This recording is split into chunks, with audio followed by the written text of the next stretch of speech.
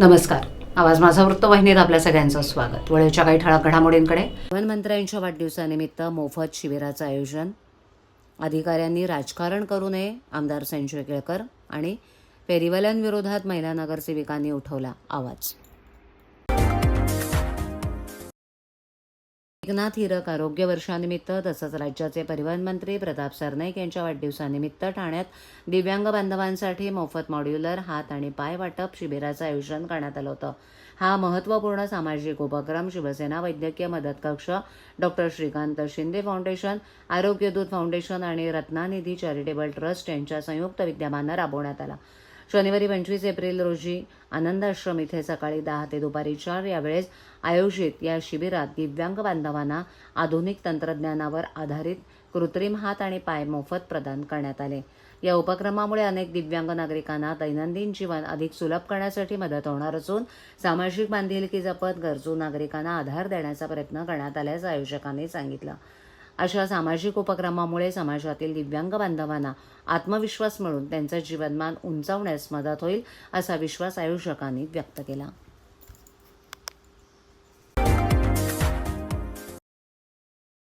आरोग्य केंद्र हवं पण नाना नानी पार्कच्या जागी नको, याबाबत आयुक्त आणि अधिकाऱ्यांनी मान्य केलं होतं. तरीही जनतेचा विरोध डावलून आरोग्य विभागाचा कंटेनर ठेवण्यात आलाय. अधिकाऱ्यांनी राजकारण करू नये असा इशारा देत आमदार संजय केळकर यांनी नाना नानी पार्क हटवू देणार नसल्याची भूमिका घेतली आहे. भाजपाच्या खोपट येथील कार्यालयात झालेल्या जनसेवकाच्या जनसंवाद या कार्यक्रमात केळकर बोलत होते. यावेळेला नगरसेवक दीपक जाधव, सुनेश जोशी, सुरेश कांबळे, नगरसेविका नम्रता कोळी, जयेंद्र कोळी, शेखर पाटील, विशाल वाघ उपस्थित होते. ज्ञानेश्वर नगर इथे जवळपास उद्यान नसल्यानं येथील लोकप्रतिनिधी आणि रहिवाशांना नाना नानी पार्क हवंय. त्यांची मागणी डावलून इतरांचे हितसंबंध जपत आरोग्य केंद्राचा कंटेनर जबरदस्तीनं आणण्यात आलाय. याबाबत मी आणि आयुक्त अधिकाऱ्यांशी चर्चा केली. त्यांनी मान्य केल्यानंतरही कंटेनर आणण्यात आलाय. हे चुकीचं काम आहे.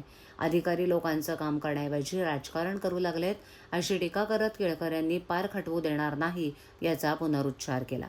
माध्यमांशी बोलताना केळकर म्हणाले की भाजपा सत्तेत सहभागी झाली आहे, पण सत्ता चालवणारे दुसरेच आहेत. त्रुटी आढळून आल्या तर विरोधकांची भूमिका बजावू आणि लोकहिताच्या कामांना पाठिंबा देऊ अशी भूमिकाही स्पष्ट केली. सॅटिस पुलावर एसटी बस आगीच्या भक्षस्थानी पडली.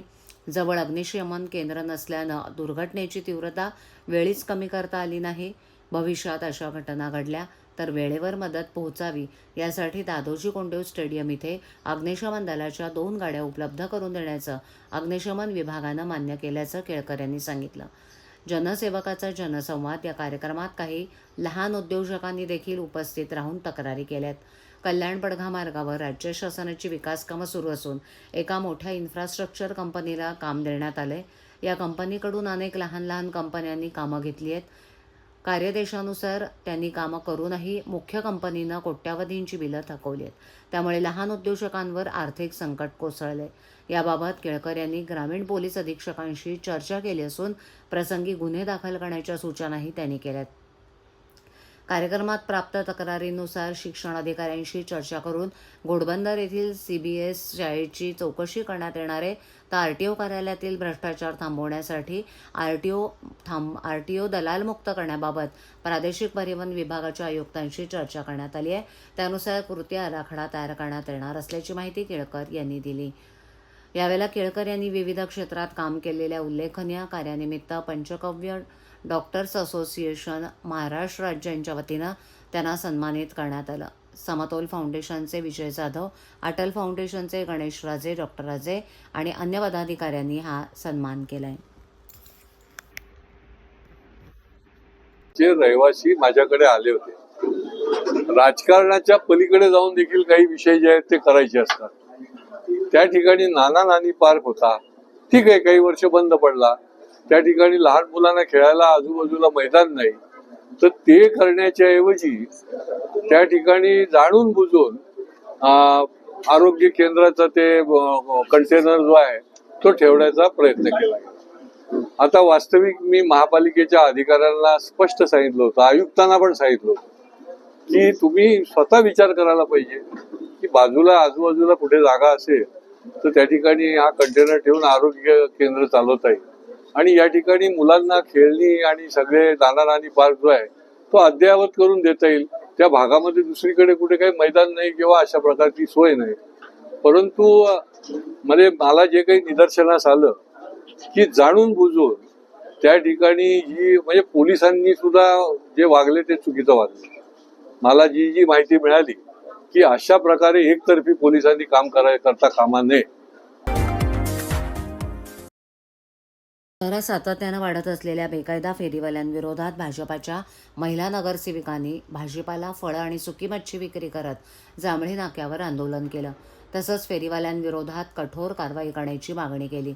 पालिकेच्या महासभेत सातत्यानं कारवाईची मागणी करूनही प्रशासनाकडून फेरीवाले हटवण्याकडे दुर्लक्ष केलं जात असल्याबद्दल संताप व्यक्त करण्यात आला. तसंच फेरीवाल्यांना आश्रय देणारा आका कोण आहे असा सवाल केला. भाजपाच्या नगरसेविका नम्रता कोळी, प्रतिभा मडवी, मृणाल पेंडसे, उषा वाघ यांच्याबरोबरच सुनेश जोशी यांनी आंदोलनात भाग घेतला. ठाण्यात बेकायदा फेरीवाल्यांचा प्रश्न गंभीर झालाय. दररोज कोटनाका ते ठाणे रेल्वे स्टेशनपर्यंत प्रवासासाठी सकाळी सायंकाळी अर्धा ते पाऊण तास लागतोय. काही फेरीवाल्यांकडून दादागिरी केली जाते. या प्रश्नाकडे नगरसेविका नम्रता कोळी, मृणाल पेंडसे, प्रतिभा मडवी, सुनेश जोशी यांच्यासह नगरसेवकांकडून आवाज उठवला जात होता. तर जांभळी नाका परिसरात बांगलादेशी नागरिकांचाही फेरीवाला म्हणून वावर असल्याचा आरोप नगरसेविका मृणाल पेंडसे यांनी केला होता. पालिकेत लोकप्रतिनिधींची राजवट आल्यानंतर सातत्यानं 2 महासभांमध्ये फेरीवाल्यांविरोधात आवाज उठवण्यात आला, पण प्रशासनाकडून थातूरमातूर उत्तरं देण्यात आली होती. या पार्श्वभूमीवर भाजपाच्या 5 नगरसेवकांनी जांभळी नाक्यावर सायंकाळी एकत्र येत अनोखं आंदोलन केलं.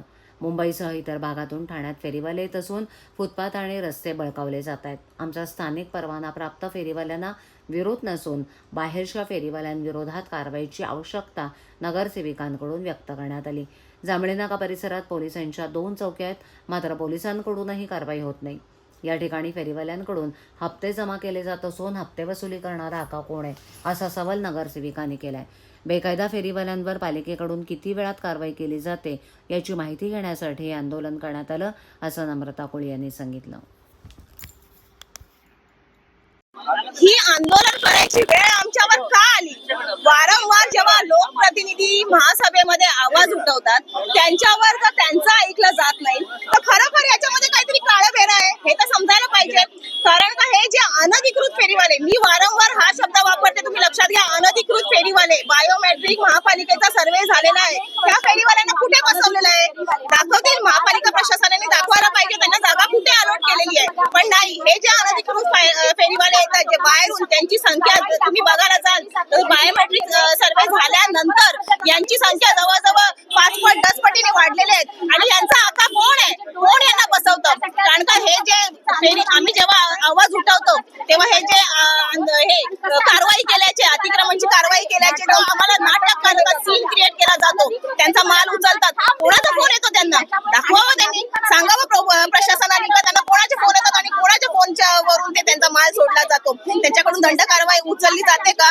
नाही. हे लाखो करोडोची उलाढाल आहे. याच्यामध्ये पालिका प्रशासन आणि जे आका आहेत सोकॉल, जे अनधिकृत फेरीवाल्यांना बसवतात हप्ते वसुली करून, यांच्या सगळ्यांचा मिलीजुली भगत आहे. आणि त्याच्यामध्ये आम्ही ही कारवाई, आमचं हे आंदोलन असं चालूच राहणार आहे जोपर्यंत याच्यावर काही ठोस कारवाई केली जाणार नाही. वारंवार प्रशासन जागा होत नाहीये. हे बघा, झोपलेल्याला आपण उठवू शकतो, झोपलेल्याचा सोंग केलेला जो असेल त्याला आपण उठवू शकत नाही. वारंवार आम्ही सगळ्या भाजपाच्या नगरसेविका या अतिक्रमणा फेरीवाल्यांवर विरुद्ध आम्ही आवाज उठवलेला आहे, पण त्याच्यावर काही कारवाई केली. आम्हाला तोंड देखील फक्त ही अतिक्रमणची गाडी एकदा जाते आणि परत येतच नाही. ते काय फक्त टोपल्या उचलून सगळे ते फेरीवाले ते निघून जातात. कारण त्याच्यावर कोणाचा तरी वरद हस्त आहे, त्यांना कोणाची भीतीच नाहीये. कोणाचं हे सगळं चालू आहे हे सगळं शोधून काढायला पाहिजे. याच्यामध्ये खूप मोठं काळबेर आहे, खूप करोडोची उलाढाल आहे. आणि ह्याच्यामध्ये कोण इन्व्हॉल्व आहे हे ठाणेकर जनता म्हणजे हे आहे, त्यांना सगळं समजतंय, सगळं दिसतंय, पण ते करू शकत नाही काही. स्थानिक अहो, आम्ही जेव्हा निवडणुकीच्या वेळेस प्रचाराला जात होतो, आमच्या प्रभागातील जवळजवळ सगळे नागरिक आम्हाला बोलत होते, एवढी इथे मेन मार्केट आहे, आम्हाला चालायला जागा नसते, एवढं अतिक्रमण झालेलं आहे सगळीकडे. तर इथून जर टीएमटीची बस जी जाते इथून जांभळी नाका मार्केट मधून ती स्टेशनला पोहोचायला जवळजवळ अर्धा तास लागतो बसला. मग हा नवीन रस्ता रुंदीकरण करून उपयोग काय आहे? आणि जर आमच्या प्रभागातील नागरिकांना जर या सोयी सवलती मिळत नसतील, या मार्केटमध्ये व्यवस्थित चालायला रस्ता फुटपाथ जर मिळत नसेल, तर आम्ही त्यांच्यासाठी भांडायचं नाही का? जे आमचे इकडचे जे स्थानिक जे फेरीवाले आहेत त्यांच्यासाठी आम्ही आवाज उठवायला नको का? आणि योग्य स्थितीने योग्य पद्धतीने बायोमेट्रिक सर्वे झाला पाहिजे आणि आमचे जे आहेत फेरीवाले इकडचे स्थानिक त्यांना न्याय मिळाला पाहिजे असं आमचं म्हणणं आहे. प्रतिकूल परिस्थितीत कोकणातील शेतकऱ्यांनी घेतलेलं अस्सल हापूस आंब्यांचं उत्पादन ठाणेकरांसाठी पुन्हा एकदा उपलब्ध झालंय. संस्कार आणि कोकण विकास प्रतिष्ठान आयोजित 19वा आंबा महोत्सव 1 ते 10 मे या कालावधीत गावदेवी मैदानात आयोजित करण्यात आला असल्याची माहिती आयोजक तथा आमदार संजय केळकर यांनी पत्रकार परिषदेत दिली. आंबा महोत्सव शेतकरी ते ग्राहक अशी थेट भेट होणार असल्यानं ठाणेकरांना अस्सल हापूस आंबा वाजवी दरात चाखायला मिळणार आहे. महोत्सवात कोकणातील अस्सल हापूस, पायरी, रत्ना, केसर आंब्याबरोबरच आंबा फणस पोळी, सरबत, काजू, मालवणी मसाले, पापड, पोहे अशा विविध दर्जेदार कोकणी उत्पादनांचे 45 स्टॉल्स लावण्यात येणार आहेत. गेल्या काही वर्षात प्रतिकूल हवामानामुळे आंब्याचं उत्पादन घटत चाललंय. कोकणात एकूण 1,80,000 हेक्टर जमिनीवर आंब्याची लागवड केली जाते. 2023 साली कोकणातील आंब्याचं उत्पन्न 2,56,000 मेट्रिक टन होतं. यातील 198 कोटी रुपयांची आंब्याची विक्री मुंबई आणि भारतभर केली गेली आणि 79 कोटी रुपयांचा आंबा निर्यात केला गेला. दरवर्षी हे उत्पन्न घटत जाऊन 2024मध्ये 1,28,000 मेट्रिक टन होतं आणि 126 कोटींचा आंबा विकला गेला तर 54 कोटींच्या आंब्याची निर्यात केली गेली. यावर्षी अवेळी पडलेला पाऊस, ढगाळ वातावरणामुळे काही ठिकाणी मोहोर जळून गेला तर काही ठिकाणी फळगळ झाली आणि थ्रिप्स रोग, तुडतुडा कीटकांच्या प्रादुर्भावामुळे 15% आंबा पीक हाती लागलंय. त्यामुळे मागील 11 वर्षांपासून सातत्यानं कोकणातील शेतकरी आर्थिक संकटात आहे. त्यामुळे या साऱ्या परिस्थितीचा चोखंदळ आणि समंजस ठाणेकर सहानुभूतीनं विचार करेल आणि आपली जास्तीत जास्त खरेदी आंबा महोत्सवात करून कोकणातील शेतकऱ्यांना पाठबळ देईल असा विश्वास संजय केळकर यांनी व्यक्त केला. यावेळेला पत्रकार परिषदेत संस्कार सेवाभावी संस्थेचे अध्यक्ष आमदार संजय केळकर यांच्यासह आमदार निरंजन डावखरे, माजी उपमहापौर सुभाष काळे, अशोक भोईर, नगरसेवक सीताराम राणे, भरत चव्हाण, विकास पाटील, कोकण विकास प्रतिष्ठानचे राजेंद्र तावडे, संस्कार संस्थेचे महेश विनेरकर इत्यादी उपस्थित होते.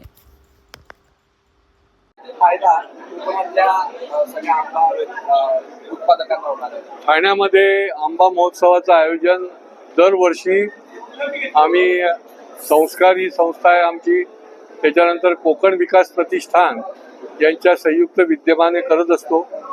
हा महोत्सव म्हटला तरी पण ही एक चळवळ आहे. कोकणमधल्या आंबा उत्पादक शेतकऱ्यांना प्रोत्साहन देण्याकरता, त्यांच्या मालाला चांगला भाव मिळण्याकरता आणि त्याच्यामुळे 19व्या वर्षामध्ये आता आम्ही पदार्पण करतोय. कारण की ठाण्यातल्या नागरिकांनी फार मोठा प्रतिसाद दरवर्षी दिला असल्यामुळे या ठिकाणी 1 मे पासून हा आंबा महोत्सव सुरू होणार आहे आणि 10 मे पर्यंत, दरवर्षी 1 मेला सुरू होतो आणि 10 मे पर्यंत चालेल. साधारणपणे 40 आंबा उत्पादक शेतकऱ्यांचे स्टॉल असतील. त्याच्यामध्ये आणखीन कोकणची निरनिराळी जी उत्पादनं आहेत त्याचे देखील स्टॉल असतील आणि बचत गटाचे देखील आमच्या महिला भगिनींसाठी आम्ही 5 स्टॉल राखीव ठेवलेले असतात. त्याचे स्टॉल देखील त्या ठिकाणी आम्ही ठेवलेले आहेत. यावर्षी नेहमीच आंबा उत्पादक शेतकरी हा गेली 10 वर्ष त्रासलेला आहे. दरवर्षी काही ना काही कारणामुळे, हवामानातल्या बदलामुळे, मोहर गळून पडल्यामुळे, मध्येच पाऊस पडल्यामुळे, अति थंडीमुळे आंबा उत्पादक शेतकरी जो आहे तो अतिशय ज्याला म्हणता येईल की तकलीफमध्ये, त्रासामध्ये असतो. पण तो त्याची धीर आणि धैर्य सोडत नाही आणि त्याच्यामुळे तो आवर्जून जो आंबा हातात येईल तो घेऊन या ठिकाणी विक्री करता येतो. आणि ठाणेकरांना आणि आसपासच्या सर्व नागरिकांना मी आवाहन करीन की आमच्या या बळीराजाला, आंबा उत्पादक शेतकऱ्याला बळ द्या, त्याला प्रतिसाद द्या. वाजवी भावामध्ये दर्जेदार, कुठल्याही पद्धतीची प्रक्रिया न केलेला अशा प्रकारचा कोकणातल्या विविध भागातला आंबा जो आहे तो या ठिकाणी उपलब्ध असेल.